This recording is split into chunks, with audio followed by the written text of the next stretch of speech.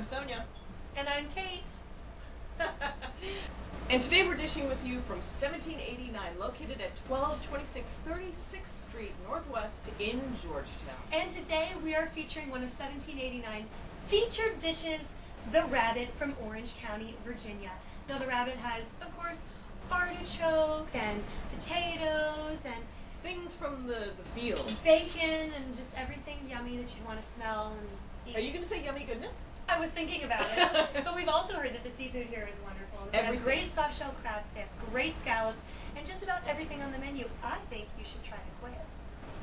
And our guest today is Mfon Akpan, who is the Assistant Artistic Director of Step Africa. Welcome, Mfon. Well, thank you for having me. Thank you for coming.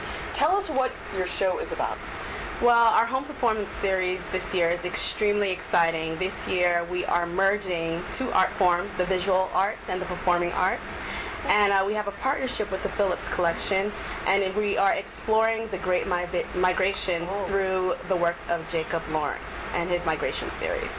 So it's extremely, extremely exciting. And very moving, I'm sure. So the first thing I'm looking at is that you have elephant earrings on, which is totally cool. Oh, thank you. You have the whole bit going on right now. But you say... The whole bit. Well, the whole look, bit. Look, she's got the Step Africa shirt, she's got the... I think she gets to own it. I think totally it would be a bit owns it. if you and I were doing it.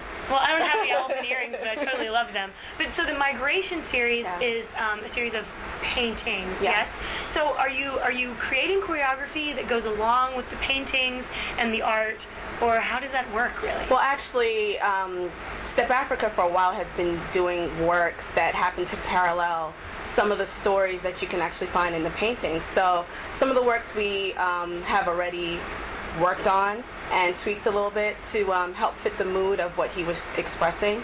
And we do have some other pieces that are brand new creations based off of, his inspirational work. So, it's been a great process. Will you actually be performing at the Phillips Collection, or just taking your inspiration from those paintings? We're actually just taking the inspiration from those paintings right now. We will be performing at the Atlas Performing Arts Center. And, we're just looking to have a really exploratory evening with the merging of these two art forms. Now, is it full theatrics in terms of costuming and costume wardrobe changes and everything? And is it like the pictures will be projected behind you, above you? We are working on our set design as we speak, so nothing is quite final yet. But it is a full production, full costumes, even around that period, the early 1900s. But, we're really looking to take his work and translate that, the rhythm, the texture, the movement of his actual work into what it is that we are creating. So whether that be through our dance, through some of the music that we're using, through some of the set design, we're looking to make it a whole big production. Can you tell us, some of our viewers are familiar because we've talked to some Step Africa members before, but can you tell us about Step Africa? Can you go a little bit into the history of it? And you said your local thing here, but you guys perform all over the world. I know you've performed in many other countries, so you've started right here though, right here in DC, right? Well, actually, it's not quite. The company was started in 1994 by C. Brian Williams, a graduate of Howard University, and he went over to South Africa to work and live and study. And basically, it started out as a cultural exchange festival between South Africans and African Americans.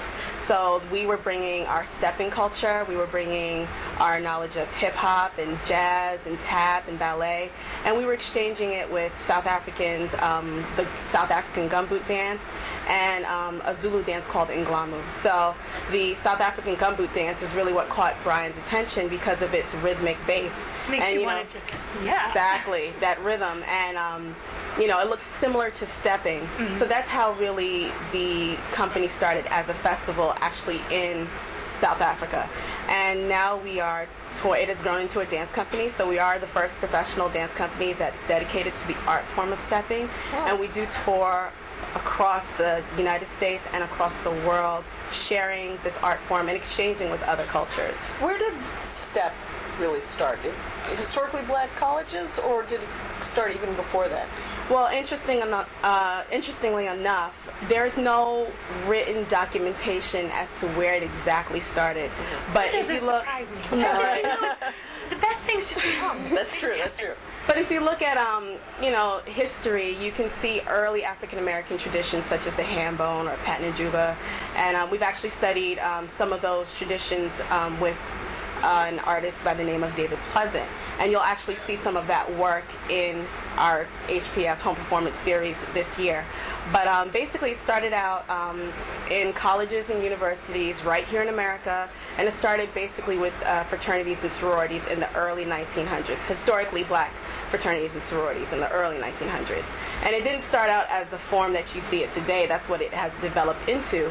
But it started out as simple movements that were performed on the college campus, on the yard, so to speak. And basically it was a ritualistic thing that the different members were doing to show their love, pride, and respect, for their particular organizations. So sometimes they would, dance around a tree or walk around a tree, or maybe, on the yard, or maybe a plot, that was theirs. And this would be done out in the open for everybody to see. It was a community-based event, and it was really special. That you're planning now, a community-based event. Exactly. Now, is this the first time that you've partnered with a museum of fine art? To my knowledge, yes, this is.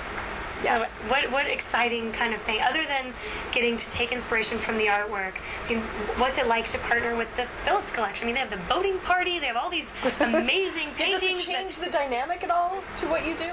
I wouldn't say that it, in certain instances, it does change the dynamic a little bit, but I can definitely say it's opened up a part of American history that's extremely important to this country and extremely important to everyone, because everybody has a migration story. This is the United States. Everybody has their own story, and it's actually nice to see that this museum is here right in D.C., a couple of doors down, so to speak, and you get to just educate yourself about what it is that happened in this country. So that's been a great experience. And so the research that has gone into a lot of the work that we're doing right now has been extremely extensive. We've gone to the Phillips Collection. I know the artistic director has made a trip up to New York to visit the Schomburg Museum to study more about Jacob Lawrence and the influences that he had. So, it's been a roundabout, all over good experience. So give the audience information about how they can see the show and how they can get tickets. Well, you can see the show. We're going to be performing at the Atlas Performing Arts Center, and the dates are June 16th. That's when it starts, opening night.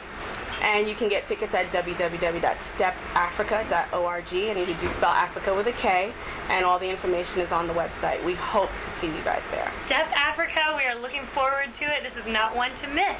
Thanks so much for being with us. Thank you for having me. And as always, thank you for being with us. You can follow us on Twitter at The District Dish and also on Facebook. We'll look forward to seeing you next time.